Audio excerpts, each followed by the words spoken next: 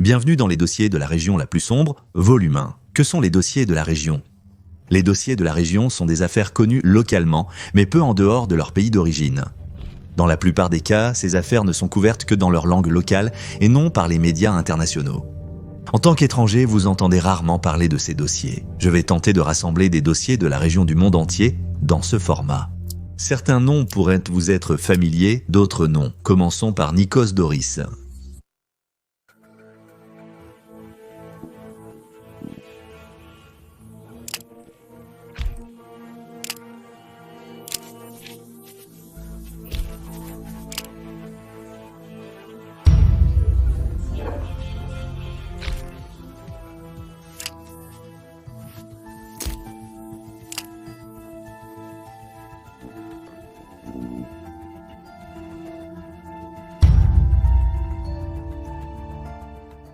L'affaire de Nikos Doris est probablement l'une des affaires les plus incroyables que j'ai jamais traitées.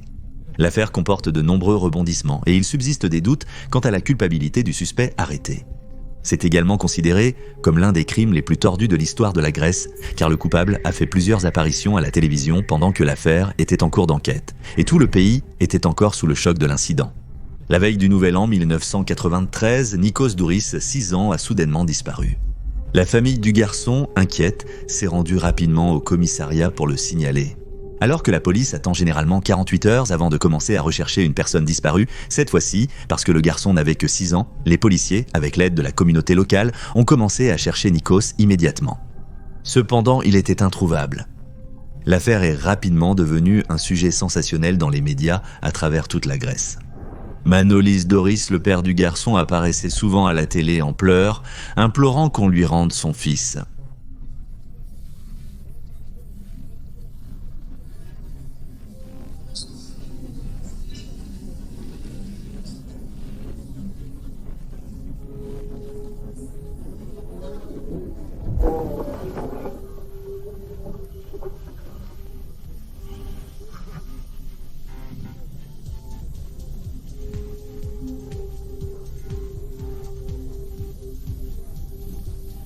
Malgré tous les efforts de la police, ils n'ont pas réussi à retrouver Nikos jusqu'à ce que Manolis découvre lui-même le corps sans vie du jeune garçon. Le corps était dissimulé dans une clôture entourant un champ, un lieu improbable pour des recherches. La clôture se trouvait près de la maison. Le rapport d'autopsie a révélé que Nikos avait été victime de sévices et qu'il était très probablement mort d'asphyxie pendant l'agression. De tels crimes graves sont rares en Grèce, un petit pays, ce qui a naturellement déclenché une frénésie médiatique. Manolis est rapidement devenu une sensation médiatique, étant le père tragique de l'histoire, criant et pleurant devant les caméras, jurant de venger la mort de son fils. Toute la nation grecque a développé de la sympathie pour lui et tout le monde voulait que justice soit faite. Mais cela allait changer. Une seule et unique personne pour la première dose parce qu'il y a 2 ans, j'ai eu exactement la même situation, mais je pense que ce n'est pas quelque chose de très douloureux. Manolis, vétéran de la guerre de Chypre, souffrait de stress post-traumatique et avait été hospitalisé une fois pour cela. Et pendant toute l'enquête, personne ne l'a vraiment interrogé, car tout le monde pensait qu'il était peu probable qu'il ait tué son propre fils. La police ne l'a pas considéré comme suspect, pourtant les enquêtes se sont concentrées sur lui. Cependant, la police a rapidement réalisé que les histoires de Manolis étaient incohérentes. Ce qui a renforcé les soupçons, c'est que Manolis a été celui qui a trouvé le corps de Nico dans un endroit où personne n'aurait pensé à chercher, à moins de déjà savoir qu'il s'y trouvait. Peu après, Manolis a avoué le crime, affirmant avoir agi sous le coup de la colère. D'après lui, Nico est rentré tard ce jour-là, ce qui l'a complètement enragé. Dans un accès de rage, il l'a emmené au grenier où il l'a agressé et tué. Après son arrestation, il a déclaré être possédé par une maladie rare qui le transforme et provoque des crises où il perd la vue. Quiconque avec ma condition aurait pu agir de même. Il suffit de demander.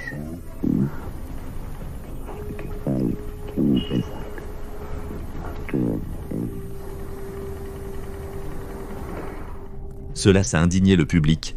Les gens ont commencé à manifester, exigeant qu'il soit condamné à mort, même si cela n'était pas autorisé en Grèce à cette époque. Son procès est devenu l'un des plus médiatisés de l'histoire grecque. N'ayant pu trouver d'avocat, il s'est vu assigner un avocat commis d'office. Mais l'histoire ne s'arrêtait pas là. Pendant le procès, Manolis a clamé son innocence et a plutôt accusé sa femme et son prétendu amant d'être responsables de la mort de son enfant. Des preuves indiquaient que les cheveux sur le corps du garçon ne correspondaient pas à ceux de Manolis, suggérant que l'agresseur de Nikos n'était pas lui. Il est possible qu'en raison de la pression médiatique, la police ait forcé Manolis à avouer à tort un crime qu'il n'avait jamais commis afin de clore rapidement l'affaire. Les troubles mentaux de Manolis l'ont probablement rendu plus vulnérable face à cette pression. Malgré la demande de son avocat pour une évaluation psychiatrique pendant le procès, cela n'a jamais eu lieu. Sa femme et son fils aîné, qu'il a tenté de blâmer durant le procès, insistent toujours sur son innocence. Selon eux, le coupable était un prédateur d'enfants bien connu dans la région, qui était riche et intouchable par la police. En raison de cela, il voulait rapidement accuser quelqu'un et le père était une cible facile. Elle a également affirmé que le détective privé qui avait trouvé des preuves liées au meurtre du garçon avait été retrouvé mort dans son appartement en 2005. La police a déclaré qu'il s'agissait d'un cambriolage ayant mal tourné, sans fournir de preuves concernant l'identité du responsable. Quand Manolis a été arrêté, les détenus de la prison locale ont protesté, exigeant qu'il ne soit pas incarcéré avec eux. En raison de cela, il a été transféré dans une prison de haute sécurité, où il a subi des violences physiques graves et répétées. Durant sa détention, les prisonniers ont voulu venger le décès du garçon et l'ont harcelé chaque jour. Déplacé régulièrement, il a été retrouvé pendu dans sa cellule avec un câble télévision 2 ans après le décès de son fils. Qu'il l'ait fait pour éviter la torture quotidienne par culpabilité ou que quelqu'un lui ait ôté la vie, cela reste inconnu.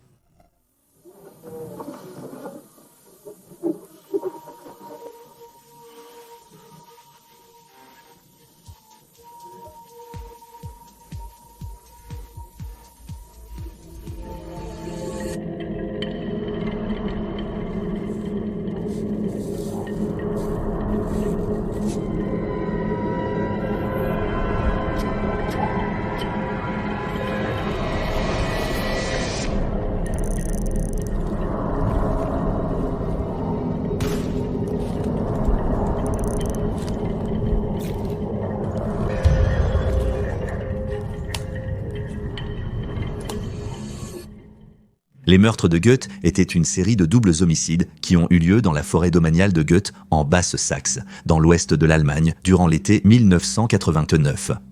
À cette époque, une vague de chaleur a frappé le pays, causant une sécheresse de plusieurs semaines. Par conséquent, les traces du crime n'ont pas été détruites pendant très longtemps, mais en raison de la chaleur prolongée et intense, le processus de momification des corps a été considérablement accéléré, ce qui a entravé l'enquête à des stades ultérieurs. En peu de temps, 2 couples ont été victimes de meurtres atroces dans la même zone forestière, probablement par le même auteur. Le deuxième double meurtre a eu lieu alors que les autorités recueillaient encore des indices sur le premier à seulement 800 mètres de là. L'affaire a rapidement attiré l'attention des médias, devenant une sensation nationale en raison de son caractère étrange et inhabituel. Le 21 mai 1989, le couple marié Ursula et Pierre Reinhold voyageait de Hambourg-Bergedorf à Goethe pour une promenade lorsqu'ils sont entrés dans une forêt à Jagen 138, peut-être pour prendre un bain de soleil ou pique-niquer. Hélas, le couple est mort sur le coup et leurs dépouilles n'ont pas été retrouvées sur place. L'auteur a déplacé les victimes près d'un grand pin et les a cachées là. Le 12 juillet, 7 semaines après, 3 cueilleurs de myrtilles ont trouvé les corps des victimes. Cependant, en raison des températures élevées, les corps étaient fortement décomposés, momifiés et largement réduits à l'état de squelette par les animaux qui s'en étaient nourris. Le coupable a aussi volé un panier de pique-nique et les clés de voiture du couple. Il a utilisé le véhicule pour fuir les lieux et a laissé la voiture à 300 mètres de la gare de Vincennes en Delugé, une petite ville dans ce qu'on appelle le Hamburg-Backenbild. Après avoir trouvé les corps, les cueilleurs de baies ont informé la police. Cependant, sur le chemin, ils ont croisé un homme aux cheveux bruns, de forte carrure, dans la quarantaine portant un sac suspect. Le service d'enquête criminelle soupçonne que cet individu pourrait être l'auteur des faits, cherchant peut-être d'autres victimes à Görde à ce moment-là. La cause exacte du décès n'a pas pu être déterminée sur les lieux du crime, ni lors de l'autopsie ultérieure en raison de l'état des corps. Cependant, il était évident qu'un crime avait été commis. Le même jour, les corps d'Ursula et de Pierre ont été découverts. Ingrid Warmbier, 46 ans, et son amant Bernd Michael Köpping, 43 ans, sont aussi victimes de l'auteur du crime. Le couple venant de Bad Bevensen était arrivé après le déjeuner pour une sortie. Ils se sont garés près du pavillon des forestiers de Rutten et se sont enfoncés dans la forêt, inconscients de ce qui les attendait. Ils marchaient lentement vers leur propre perte. Le couple a été attaqué par l'auteur, qui les a apparemment menacés avec une arme à feu et leur a attaché les mains et les pieds avec du ruban Leukoplin. Les deux ont été forcés de s'allonger au sol, l'auteur a étranglé l'homme puis lui a tiré une balle dans la tête, le tuant.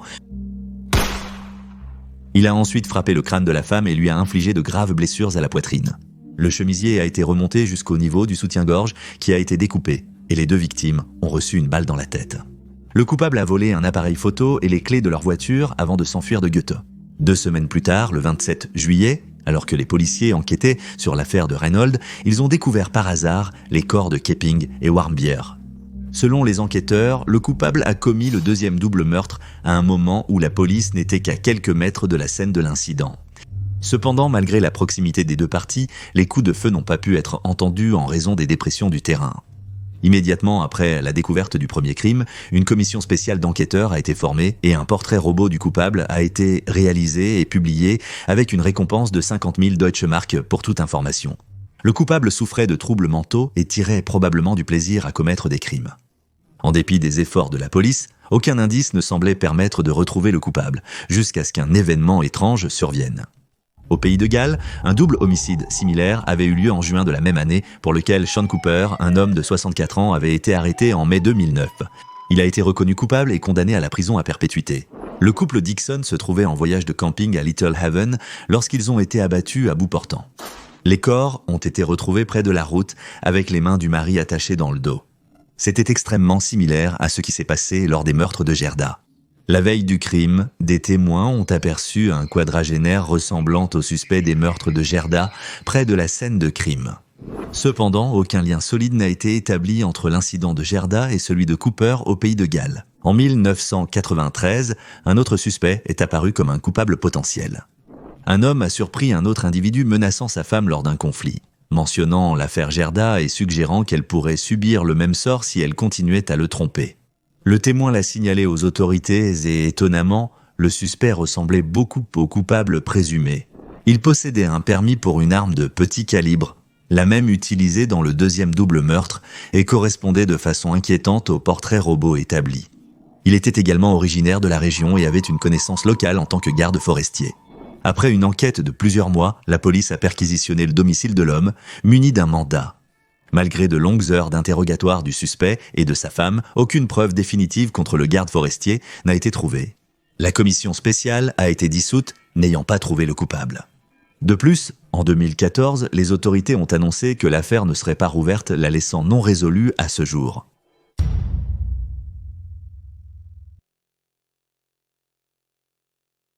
Cette affaire est vraiment mystérieuse.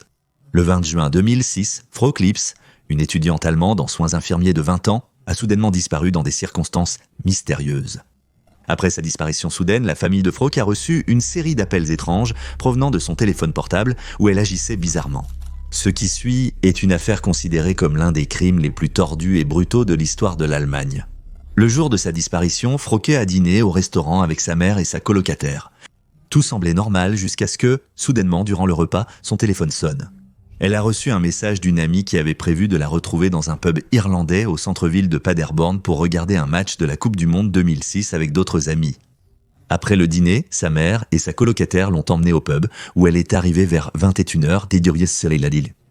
Pendant le match Suède-Angleterre, elle a envoyé plusieurs messages à une connaissance jusqu'à ce que la batterie de son téléphone soit déchargée. Elle a emprunté puis rendu une batterie à une amie. Après le match vers 23h, Frauke a quitté seule le pub et a probablement marché les 1,2 km jusqu'à chez elle, n'ayant qu'environ 5 € sur elle. Cependant, de façon choquante, elle n'est jamais rentrée chez elle. Vers 1h du matin, le colocataire de Frauke a reçu un étrange message d'elle disant qu'elle serait en retard. Le 21 juin, le lendemain, Frau Klips ne s'est pas présentée au travail et elle n'a pas non plus été retrouvée dans son appartement. Sa mère a signalé sa disparition le jour même. Suite à cela, une série d'appels étranges a débuté, tous passés par Frauke depuis son portable.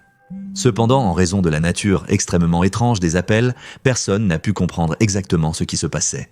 Au cours des 4 jours suivants, du 22 au 25 juin, Frauke a passé de brefs appels quotidiens à sa colocataire. Ces appels, de moins d'1 minute chacun, se déroulaient principalement tard le soir, sauf un ayant eu lieu l'après-midi. Après un appel, le frère de Frauke a réussi à la rappeler brièvement. Lors de ces appels, Frog donnait peu d'informations, laissant vaguement entendre qu'elle reviendrait, mais répondait souvent par des remarques absurdes ou énigmatiques. Le 26 juin, il n'y a pas eu d'appel. Un silence soudain qui a été brisé par le 5e et dernier appel, survenu le 27 juin à 23h29. Cette fois, l'appel a duré plus de 5 minutes. Klaouké a parlé à sa colocataire et sa sœur en haut-parleur, murmurant d'abord oui quand on lui a demandé si elle était retenue contre son gré, puis disant non à voix haute 2 fois. Après cet appel, tout contact avec elle a été brusquement coupé. Les enquêtes ont montré que son téléphone avait été localisé dans divers parcs industriels de Paderborn lors de ses cultes. Le 4 octobre 2006, après presque 2 mois de la disparition soudaine de Frog Lips, un chasseur a découvert le corps sans vie de Frog Lips à environ 15 km de Paderborn, caché derrière un tronc d'arbre sous des fourrés. Le corps était fortement décomposé et presque réduit à l'état de squelette, ce qui a empêché de déterminer la cause exacte du décès. Frog portait les mêmes vêtements qu'elle portait le jour de sa disparition, à savoir un jean bleu, un haut rouge et des baskets blanches. Cependant, son téléphone portable, son sac à main noir, son porte-monnaie et sa montre-bracelet manquaient.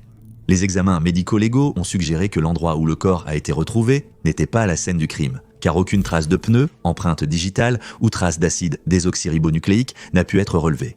L'autopsie a également indiqué que Frog Lips était décédé au plus tard quelques jours après son dernier appel téléphonique. Après la découverte du corps, la police a commencé à fouiller la zone à la recherche d'indices, examinant 700 pistes et interrogeant plus de 1000 personnes, dont plus d'une centaine qui avaient été en contact avec Frog Lips en ligne. Cependant, malgré tous leurs efforts et la récompense de 7 500 € offerte pour toute information sur les auteurs, l'affaire reste toujours non résolue. Elle continue de frotter et de frotter. Des vidéos ont également été montrées dans lesquelles il est dit que Luz Raquel a manipulé les caméras de surveillance de son immeuble, où sont ensuite apparues les inscriptions avec les menaces qu'elle a ensuite dénoncées. Luz Raquel Padilla était une mère dévouée et prenait soin de son fils de 11 ans qui souffrait d'autisme sévère et avait besoin de soins 24 heures sur 24. Le 16 juillet 2022, elle avait été brutalement agressée près de son domicile lorsque des agresseurs, prétendument menés par son ex-partenaire, ont versé de l'alcool sur tout son corps et l'ont incendié. Des vidéos sont également montrées que Luz Raquel manipulait les caméras de surveillance de son immeuble. C'est alors que les menaces sont apparues et qu'ils ont mis le feu. Jusqu'à ce moment-là, la femme ne bénéficiait pas du soutien du programme Pulso de Vida, une protection pour les femmes en situation de risque à Zapopan. L'attaque brutale qui a causé des brûlures sur 86% de son corps a malheureusement coûté la vie à Luz. Des témoins ont raconté la scène horrifiante où 3 hommes et une femme ont agressé Luz dans un parc avant de prendre la fuite. Avant l'attaque, Luz avait signalé des menaces d'un voisin dérangé par les bruits de son fils. Elle en avait même parlé en ligne et avait signalé la situation à maintes reprises aux autorités, implorant une protection. Malgré ses efforts, aucune mesure n'a été prise, laissant Luz vulnérable à cette violence brutale. Ne restez pas silencieux.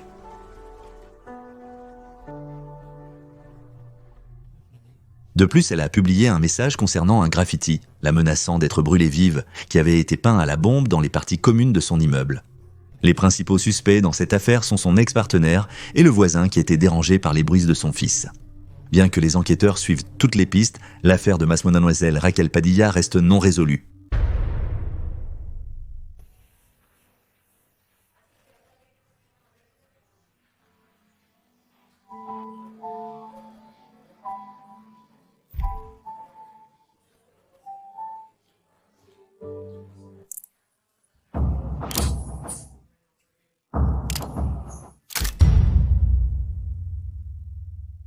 C'était le soir du 2 mai 2018.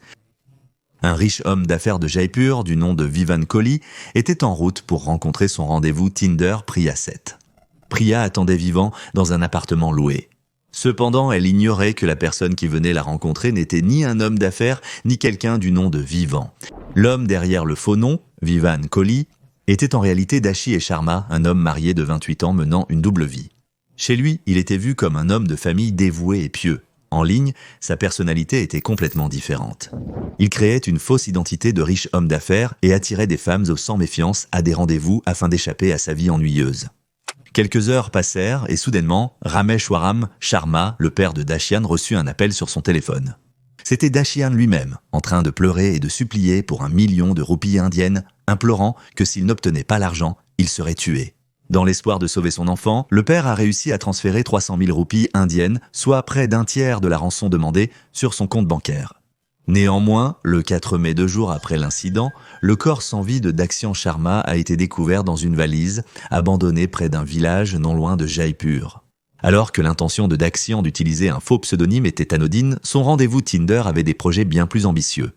Priya Seth avait un passé criminel, notamment la gestion d'un faux site d'escorte où elle extorquait d'importantes hommes d'argent à de riches hommes d'affaires. Elle vivait avec Dikshan Kamre, avec qui elle était en couple, et Lakshya Walia, un ami régulier.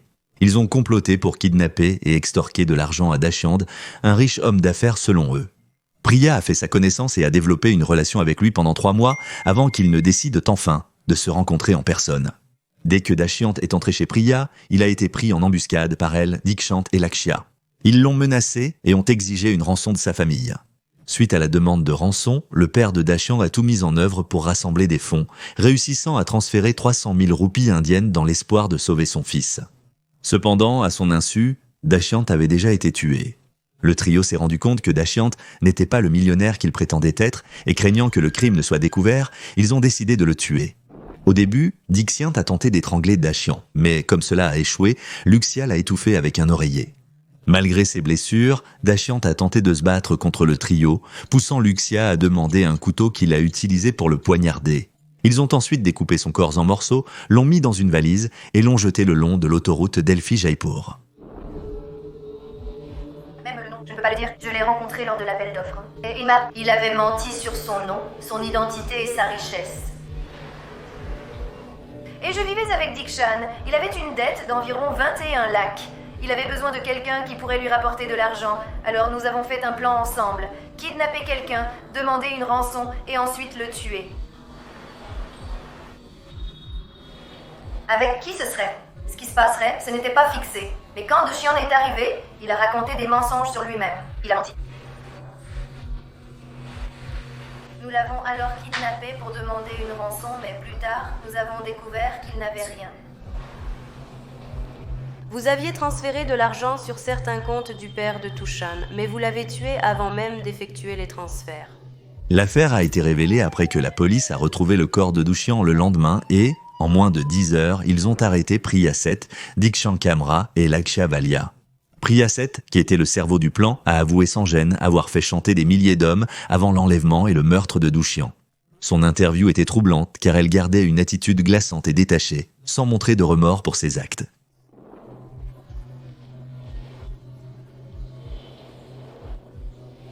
Après cela, il n'est pas mort, alors Lakshay est arrivé. Lakshay l'a étranglé avec un oreiller, mais il n'est toujours pas mort. Il est juste tombé inconscient après cela. Je lui ai donné un couteau et Dikshant lui a coupé la gorge avec le couteau. Vous avez dit à l'officier d'enquête que vous aviez apporté le couteau pour tuer votre ex-petite amie.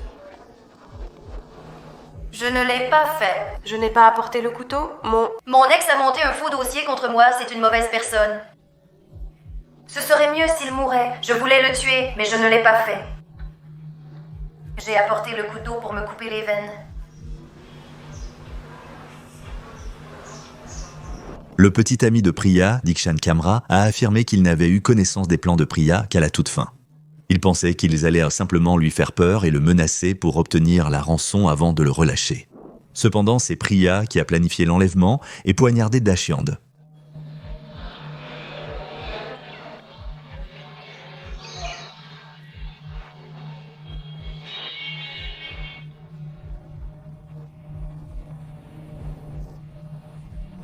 Priya avait un long passé d'activité criminelle. Je vous avais dit qu'on allait juste lui faire peur, le menacer et le laisser partir. Priya avait un long passé d'activité criminelle, y compris la prostitution, le braquage de distributeurs automatiques, l'extorsion, l'avortement, les fausses menaces d'heures et les pièges de séduction. Elle prétendait avoir escroqué des hommes en se faisant passer pour une agente fournissant des escortes.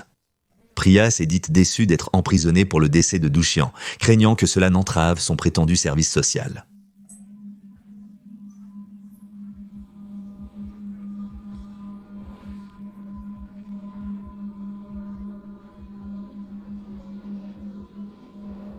On n'appelle pas ça comme ça, madame. Cherchez d'abord vous-même la définition de l'extorsion sur Internet. Ces gens-là appellent des escort girls. Ils les payent. Comment pouvez-vous appeler ça une extorsion? Affinez l'expression. Je ne les ai pas fait chanter. Donc, en gros, les services qu'ils venaient chercher auprès de vous, vous preniez de l'argent d'eux? Oui, ils utilisaient... Ils laissaient leurs femmes chez eux et venaient prendre notre argent. Je ne peux pas utiliser de gros mots, mais c'était leur but. Nous prenions de l'argent d'eux, mais eux ne nous en donnaient pas en retour. Donc je pense qu'ils nous traitaient très bien. Je travaillais pour eux. Mon travail s'est arrêté. Priya, Dixit et Lakshya ont été condamnés à la prison à vie pour enlèvement, extorsion et meurtre. C'est tout pour aujourd'hui. Donnez votre avis sur les affaires juridiques régionales dans les commentaires. L'écran de fin permet de revoir la vidéo précédente.